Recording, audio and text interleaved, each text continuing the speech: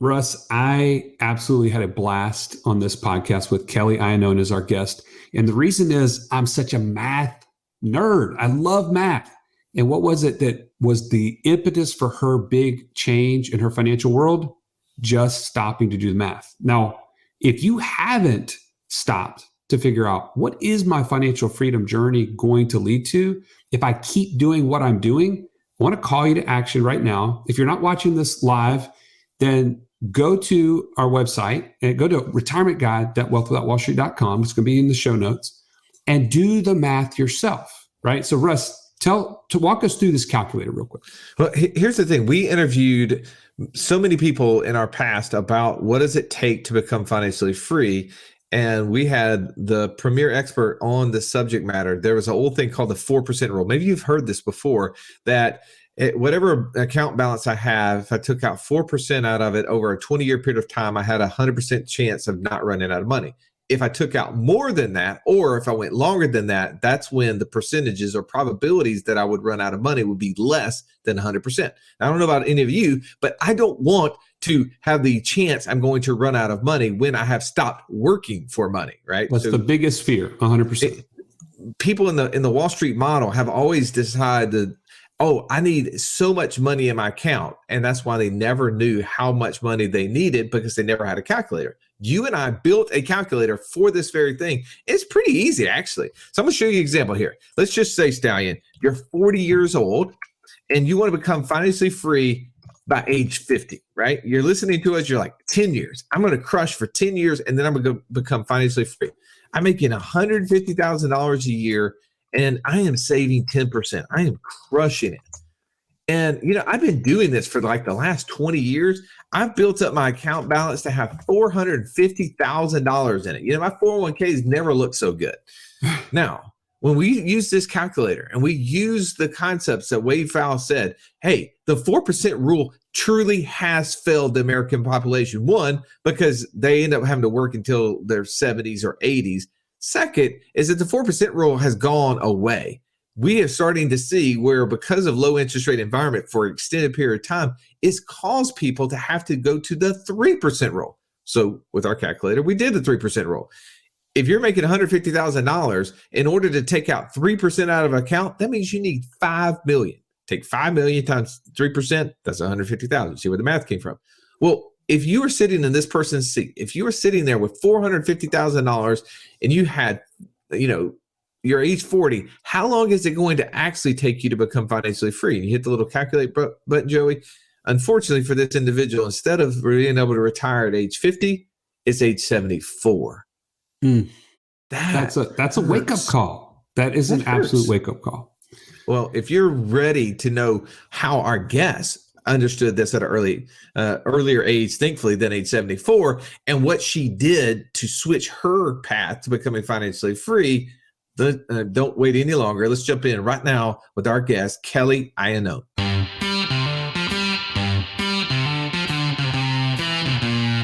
Welcome to the Wealth Without Wall Street podcast, your guide to understanding how to get out of the Wall Street rat race and start your own mailbox money lifestyle.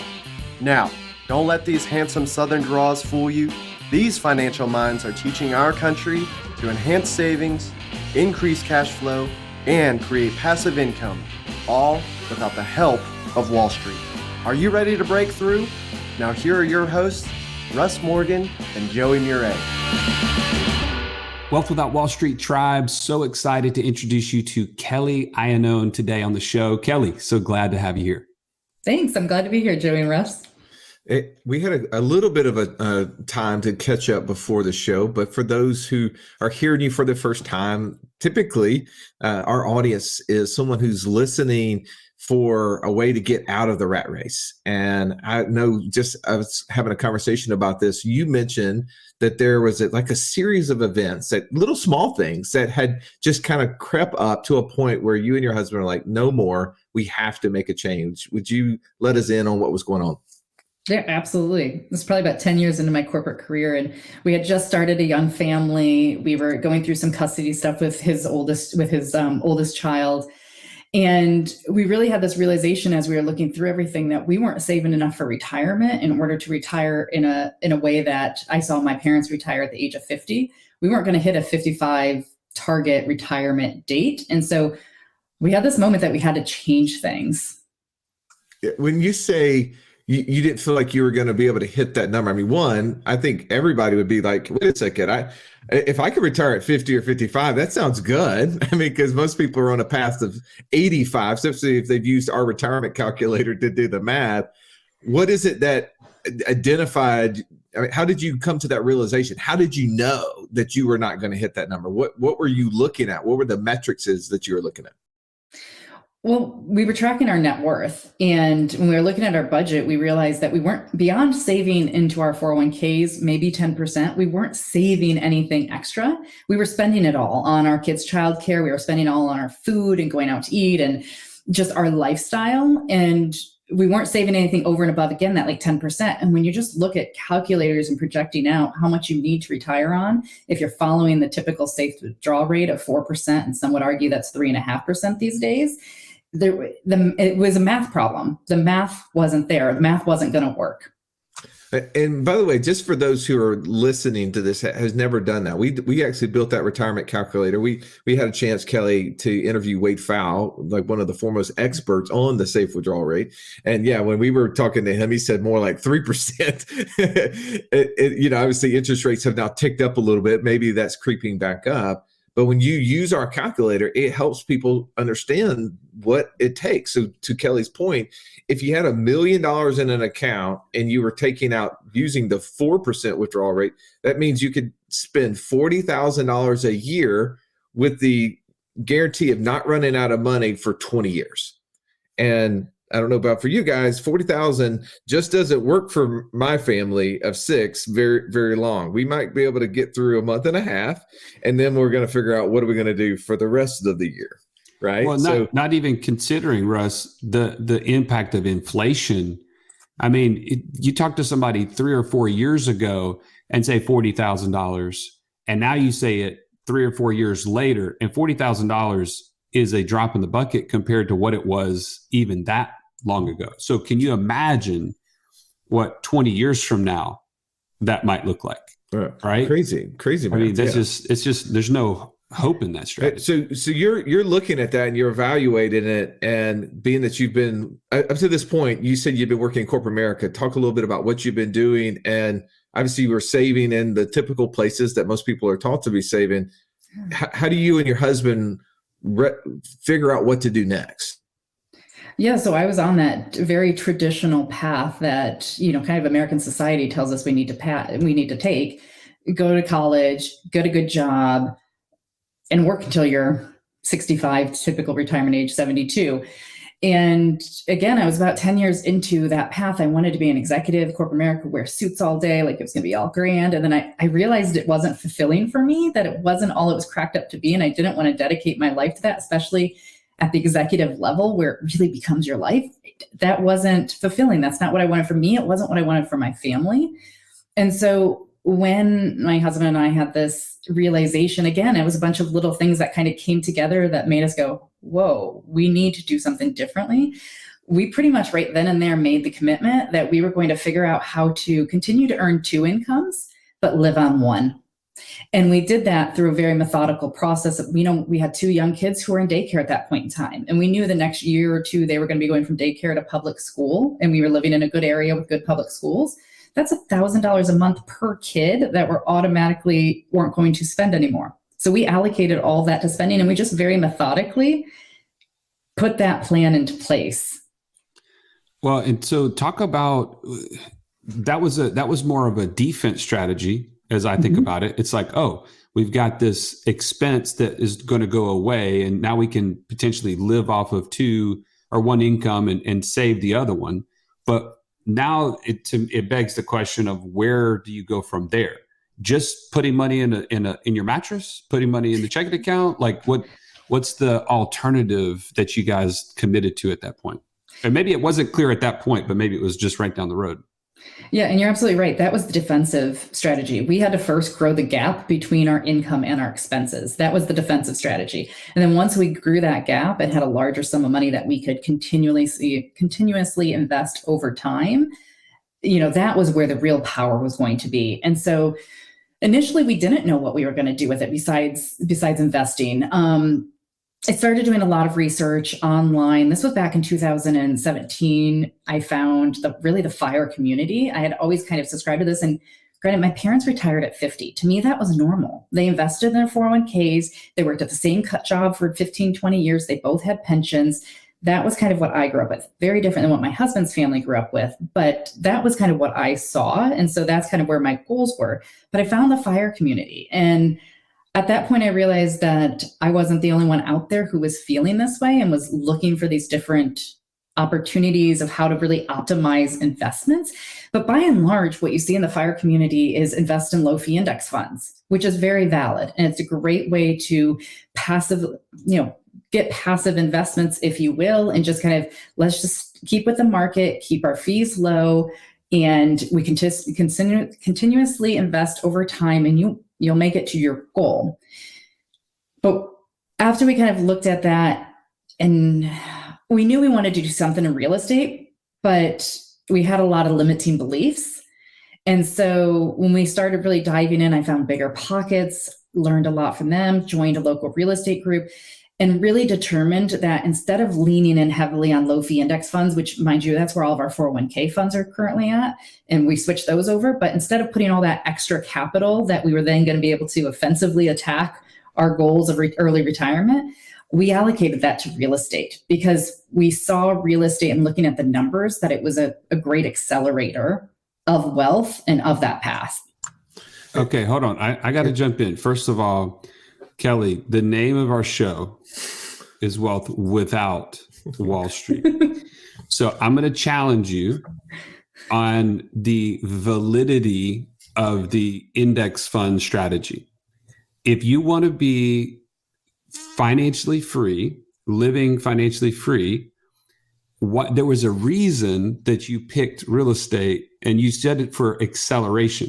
Talk more about that, because I really think that there is a misnomer out there that you can become financially free by using this Wall Street, vehicle, when in actuality, you're playing the game at a different level. It's not necessarily, I want to do it, for 40 years now, but they're trying to play this game of using the market to get them to some goal.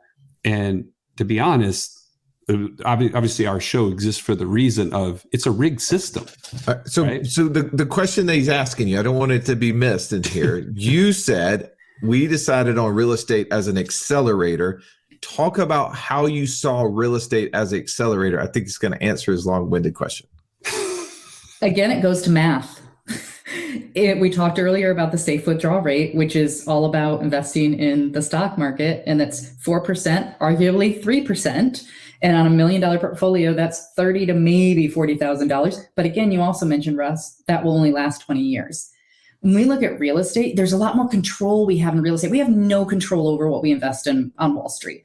When we look at real estate, we have so much control. We have the market to understanding the market and that data, and we have control of how we are going to select deals, how we're going to underwrite deals, and how we're going to buy deals and finance them. When I look at typical real estate deals, and again, this is the discovery that I went through back in 17, 18, was it's very common and fairly easy to find deals that I can easily get a 7, 8, 9% cash on cash return while holding a property. So now that same $1 million that you could put in the stock market and take a 3 to 4% safe withdrawal rate, 30 to 40,000, you can put it into real estate and find those deals and now get 7, 9, 10%. So living on $70,000 to $100,000 a year. And that doesn't even touch all the tax advantages. Well let's talk too about like when the first real estate deal you did was what? It was converting our primary residence into a rental. Perfect. And whenever you did that, did they pay you in accumulation, like in future dollars, or did they pay you actually monthly deposits into your checking account? The tenants? Yeah. The tenants, I get rent. So it goes into my checking account. It pays. So it wasn't this piece of paper that said that you had money. You actually could like open your bank account and spend it, right? Like I think there's a significant difference, right? Because it's not a theoretical, what will I be able to withdraw it at? I actually know I can withdraw whatever's in that account right this second. Absolutely. Okay. So you did that. What was the next thing that you did? So we did that first property, and then we really started getting involved in our local community and meeting other real estate folks, because keep in mind that at that point in time, both myself and my husband, we worked in corporate America. You don't talk about real estate. You don't talk about retirement. I worked at the House of the Mouse, worked at the Walt Disney Company. Everybody loves working at Disney, and everybody wants to work at Disney. And it's a great magical place, don't get me wrong, but it is a company, and it is a for-profit company like any other company. But people don't talk about investing for retirement. It's just not a conversation. So we had to surround ourselves with people who were starting to think about real estate as an investment option, and really like-minded folks and who we wanted to become. Your network is your net worth. And so that's how we started getting involved. And then that evolved really into getting more comfortable. We did a flip with partners. We passively invested in a syndication deal. And then we looked at a bunch of niches within real estate to try to understand what made sense based on our goals. So talk a minute about that experience. Okay, you got two corporate people that are now getting into an unknown territory. It's somewhat easy to shift. Hey, my primary residence is now a rental. Mm-hmm. It's a known thing. It's like, hey, I live here, I can move out, and now this becomes a cash flow machine because I can do the math on what I can charge in rent and what I know what my expenses are, right? So there's a fairly small jump from where you were to then that first rental. But then there's a gap, a massive chasm between that and going and learning all these different niches. So talk about some beneficial things that you did because it's easy to just gloss over and say, oh yeah, we went and got involved in a local real estate meetup. What does that even look like for somebody that's never been there and they maybe have the same background you do? Like, what were some things that were beneficial to you in that process? Yeah. So again, I mentioned bigger pockets. As I went down the fire rabbit hole, I like to call it the fire rabbit hole, I found a variety of podcasts and websites that I really started becoming obsessive about the content and reading and listening to. And Bigger Pockets ultimately ended up being one of those that through one of these other websites, I found Bigger Pockets, which is all about real estate investing. And they've expanded a bit into financial literacy as well. But that allowed me to be online on the forums, which anybody can go and ask questions. And you have people that are much more active and knowledgeable and have a lot more experience in real estate, can answer questions. And then also they have an events page. And on the events page, they have local events that local people host. It's not sponsored by them, but local people host. And so I simply went on there and found one that fit with our availability. Because again, my husband and I had corporate jobs. We have little kids at the time, very little kids. And so we needed something in the evenings or weekends. We also recognized we didn't want to go to a meetup that was just going to be one big sales pitch. We really wanted a collaborative environment, very encouraging, where everybody's trying to kind of meet the same goals and, similar paths. And so we started going to it. And it was probably about a year and a half before we did our next deal, because it was all about education. Well, in that process, as you're educating yourself, how much more confident were you? Like, were you able to confidently not only invest, but to share that with other people? Because my guess is that you said you were surrounded by people that weren't on this journey, and they've got to start challenging you. Like, Kelly, what makes you believe that you can be a real estate investor? I've known you all of these years. You're this person, right? Whatever that person is to them.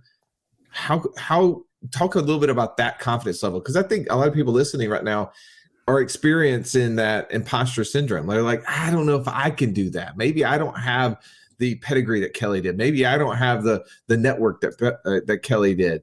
Talk a little bit about that process. I think that's so important.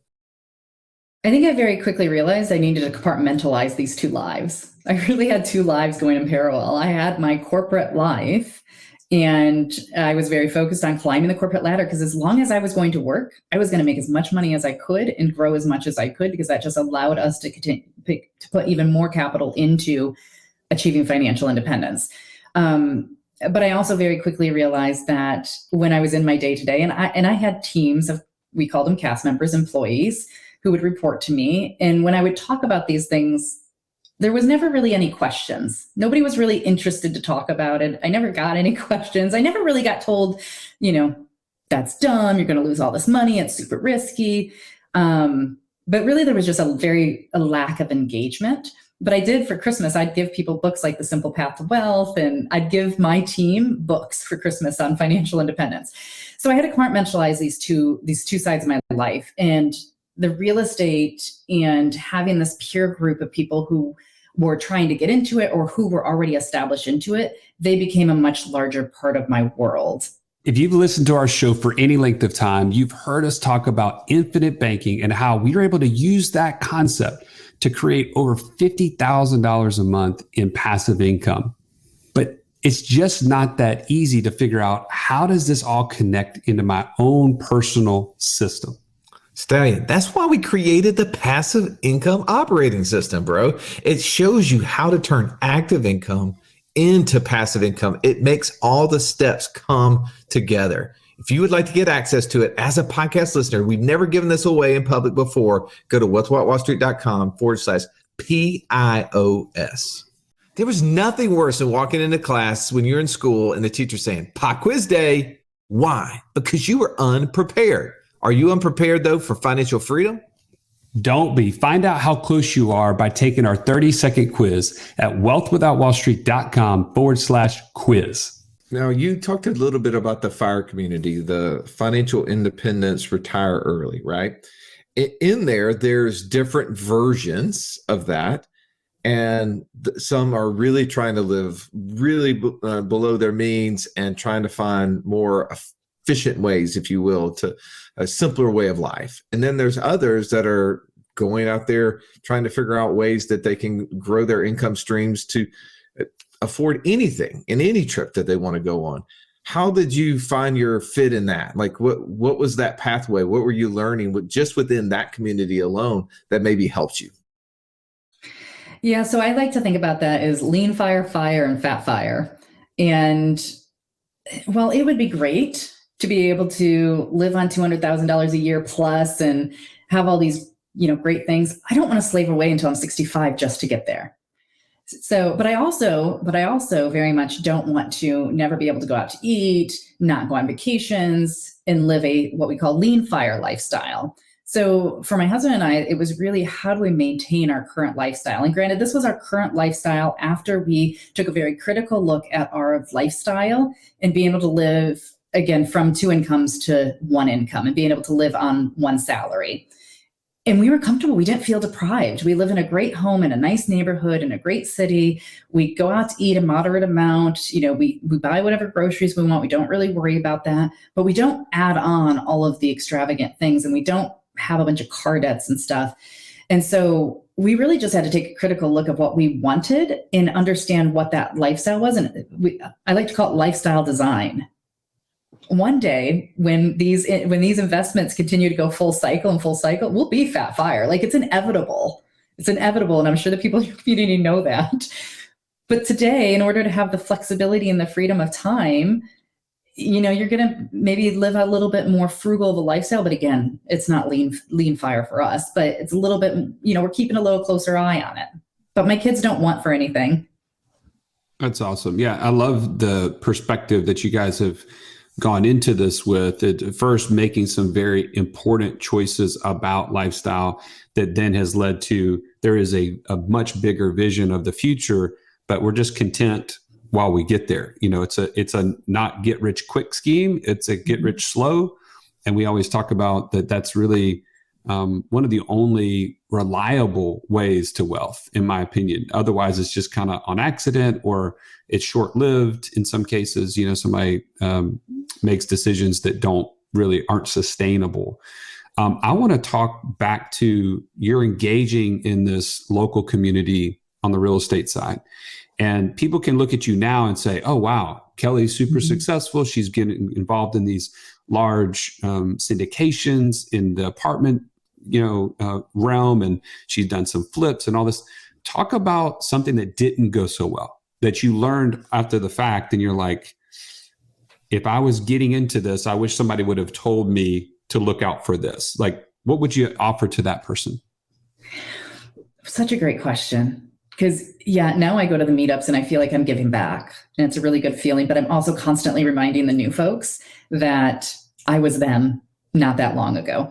But to your question of what I would advise, so we did get into a bad partnership at one point, and we didn't know it was a bad partnership until, I know exactly what you're talking about bad partnership. Just keep going. I'm sorry. Go ahead. Yeah, that's fine. Yeah, it was, we were well into the deal when we figured out that, this wasn't a great partnership. Fortunately, we only got into one deal. It was flipping a property. And so we knew that was kind of dating this one property. We were just kind of dating with this one property. We weren't signing up for multiple other deals.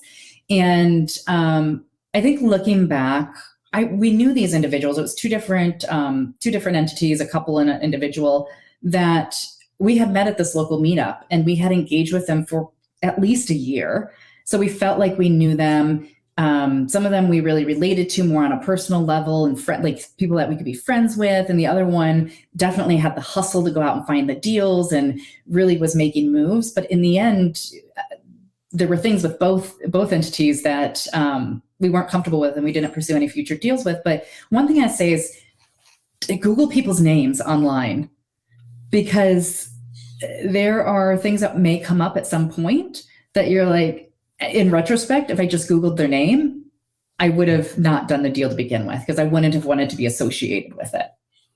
Oh, yeah. Like if do some due diligence. Like if they were in like a throuple or something like that. Like, that was. I don't really know what a throuple is. I didn't either until Joey had a guest that he wanted to have on the podcast, and I Googled their name and realized they had become famous in a different country for their throuple relationship. That's where 3 people are in a relationship, not 2 people. So instead of a couple, it's a throuple. Yeah, I agree with the Google thing. I think that's super interesting. So that's one thing that you looked at. Was there potentially other things that you saw? Like, I don't think people really understand what that partnership looks like, right? They don't understand who's going to do what, who's going to be good with money, who's not going to be good with money, delegating the assignments and who's going to be responsible. Were any of those things red flags or areas that came up other than the Google issues? Those weren't really red flags that came up on the front end, because we thought we were doing everything right. Like, we had all been going to this local meetup group. We had all been consuming content about, again, listening to a lot of podcasts about when you get into a partnership, you want to put an operating agreement together. You want to clearly talk about who's bringing the money, who's running the deal, who's doing the capital expenditures and overseeing the actual rehab. And so we spent a good deal of time going through that up front, and hiring an attorney, not just going on, LegalZoom or somewhere and downloading an operating agreement or making a one-page memo. We hired a attorney here in the Central Florida area that does real estate to write out the operating agreement. And in the end, part of what fell apart was that one partner in particular didn't want to follow the operating agreement, and something that we had all agreed to. And unfortunately, it was something that was duplicated. It was basically, we had agreed to, I'll be very clear, we had agreed to, if anybody in the partnership had the real estate license, that individual would list this property when it was time to sell. And if multiple people did, then I forget the specifics, we duke it out, whatever. One person had their real estate license. So in the operating agreement, that individual was supposed to list that house for sale. And prior to getting to that point in this transaction, in this flip, the same partner was going to sell their own home and had hired this individual, being very cagey, I'm sorry, but to list their home. And literally the night before it was supposed to go live, they called them up and decided they were going to sell it for sale by owner, which they sold it. It was great, but it was going back against their word. And it was very much, in partnerships, we always have to think about this being a long-term engagement or long-term, we're in this for the long-term. Like, we're looking at the long-term benefits, not the quick wins. So in that specific, when it happened with their personal home, it was like, okay, that's fine. They can pay for the photos and we'll move on because we've got, this flip that we're doing and potentially other deals, right? If things go well. But then it happened with the flip as well, which was all spelled out in the operating agreement. It was very black and white. It felt very much like a money grab opportunity. And so that was kind of it was in the operating agreement, but it became a point of contention with the group. And that was the only flip that we did with those particular partners. But my husband and I, we learned a tremendous amount. And doing that built so much confidence where we then went and did our next deal, which was a 6-unit multifamily, just my husband and I. Oh, so Kelly, this is really, really valuable information that you're sharing, because the fact that you guys had it laid out black and white and it didn't happen, it really gave you a very objective way to look at that partnership without, like, can you imagine if it wasn't black and white, right? And you had left that to very subjective, you would have had a thought in your head as to how it should have gone down. They would have had a thought, and then who wins? Like, who's really right in that situation? In this case, it was very clearly laid out. So good on you that you guys had the foresight to hire an attorney and to do it properly, because the outcome is, man, you learned a lesson, but it really wasn't as bad as it could have been, right? That was a real grace in that process that happened for you.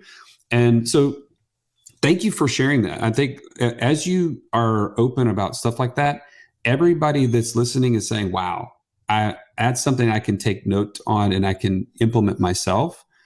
Now, talk about from there, it sounds like you try to flip, you did the long-term rental on your primary residence. Now you've done a 6-unit with just you and your husband. How did it then lead to where you're at now to this is we're all in on, and maybe I'm putting words in your mouth, multifamily syndications is the niche for us. How did you get to that point? Yeah, you're not putting words in our mouth. That's absolutely true that large multifamily is where we are at and where we're focused at. And I've got blinders on because it's easy to get to kind of squirrel and see all these shiny objects because there's so many great opportunities. There's so many ways to build wealth. But when we were going through our 6-unit, so we went from the flip to the 6-unit, and we kind of came out of that flip going, we don't want partners. We want to do this on our own. And fortunately, my husband and I, because again, we were earning 2 incomes, but we were living on one, we had built up quite a little nest egg of being able to deploy capital. So we bought the 6-unit building here in Central Florida, and we did a complete renovation. It sat empty for almost a year. This was early COVID, so we had a lot of supply chain issues. We had a lot of labor issues.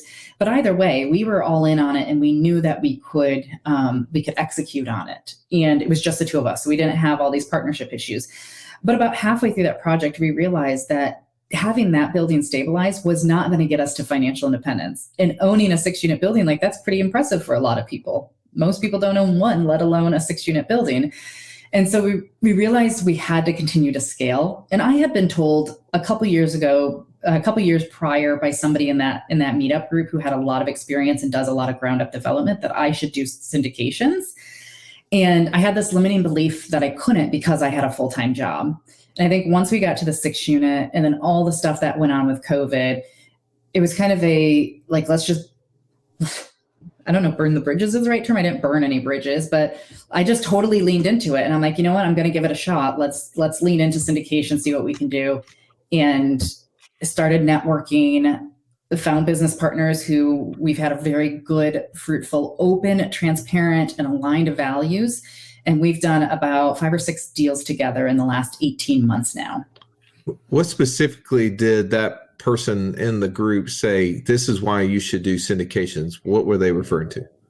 The scalability, and that the returns are your returns in growing wealth. You can do the same amount of work as you would do on a single family or a smaller building. You can do that same thing on a much larger apartment complex and get so many more returns out of it. Would you give as an example, talk a little bit about what that looks like? Because there's so many people who haven't done that. I'd love for them to hear what that looks like. Yeah. So I'll use the 6-unit and then I'll use like a large apartment complex as an example. But on the 6-unit building, they're both commercial properties. So in commercial properties, you have this great little dial that you can change you really impact the value, and that is increasing the income, reducing the expenses, and that increases your net operating income, which is how these properties are valued. And in a 6-unit building, I only have 6 units that I can raise rent on. So if I raise rent $100 for these 6 units, you're talking $7,200 a year that I've raised the rent. And depending on what your cap rate is, and now I'm not going to do math on my head, but that's only gonna change the value of the property. I don't know. Let's call it 10, 20,000. I don't know the exact number. But if I'm talking an apartment complex, if I have an 100-unit apartment complex and I can increase rents $100 per unit, that's an extra $120,000 a year that I'm adding to the income side, essentially the net operating income of the asset, over I believe it's a 6% cap rate. And again, these are estimates, 6% cap rate. That's something like $2 to $3 million in value that you've created in this asset. And so even though the 6-unit, my husband and I, we own 100%, and we're going to get all of that value add, 10, 20,000 there. And in these large 100+ unit apartment complexes that we only own a small sliver of, and we're sharing it with investors who choose to invest alongside us in the deal, that sliver that we own is massively bigger than the impact we were able to do on the 6-unit. And so that's where the scalability came in, because it takes the same amount of time, because you have full-time property managers on the property. We're asset managing it just like we're asset managing the 6-unit building. Well, I think it's critical that you clarified this. It wasn't necessarily that somebody saw something unique in you that they said, oh, Kelly, you should do multifamily syndications because of your personality or your, profile or your background or whatever. It was just simply a math problem. We kind of started the podcast talking about math. We're getting close to the end here talking about math. But was there anything about you as a person? We talk about the investor DNA profile that our clients all walk through our process, and they figure that out through the process. Is there anything specific to you and or your husband that you guys point to and say, this is why investing in syndications really works for us, outside of just the math? Yeah, I'll start by saying I'm a small town girl from Michigan who grew up to parents who worked in a factory. I'm not I wasn't born with a silver spoon in my mouth. I'm not the super special, person. I do have a personality that I can communicate with other people very well and organize thoughts and articulate things well. And so there, in syndications, there's roles for different people. Even if you're super analytic and introverted, but you're very analytical, there's still a role in a general partnership team on a syndication where you can focus on underwriting and understanding market analysis and the financial oversights. But for me, I've really been able to kind of focus and, again, this individual, this is probably what he more saw besides the scalability, is that I'm a communicator. I am a type D personality, so I'm very decisive. I also, have some influence, if we're talking the DISC profile, but just having a conversation and relating with individuals and, having those conversations and understanding what they want from a financial goal perspective and seeing if what we do or what apartment, passively investing in apartments or other types of syndication do, if that aligns with their goals. So good. Well, thank you so much for coming on. I know that you're not only just here that you're sharing this, you're learning this, you're doing this yourself, but also you're helping other people on this journey. If there's people who are like, man, I relate to Kelly, I'd love to connect with her further, where would you send them to do that? Yeah, I love helping other people. I am very active on LinkedIn, but the other place to get a hold of me and where I've got a great resources on my website, if you go to investwithkelly.com, I have a great 12-page ebook called the Financial Freedom Playbook. It is a guide to successfully investing in apartments, passively investing in apartments. And I'd love to connect with anyone. Awesome. Well, thank you so much, Kelly, for coming on and adding so much value. You're very welcome. Thanks for having me. As always, thank you for listening to the show. If you found value, take time to rate and review it, share it with somebody else so that they can learn how to do this. And also make sure that you're hanging out with people that are asking you critical questions. If you're hanging out with people and they're not challenging what you're doing, maybe you're just not in the right group. Find people. If you need a community, hey, look no further than wealthwithoutwallstreet.com/community. And we've got one right here for you. As always, have an amazing day. This has been the Wealth Without Wall Street podcast. Don't forget to subscribe to the show to break free of the Wall Street mindset and begin building wealth on your own terms in places you understand so that your wealth will never run dry. See you next episode.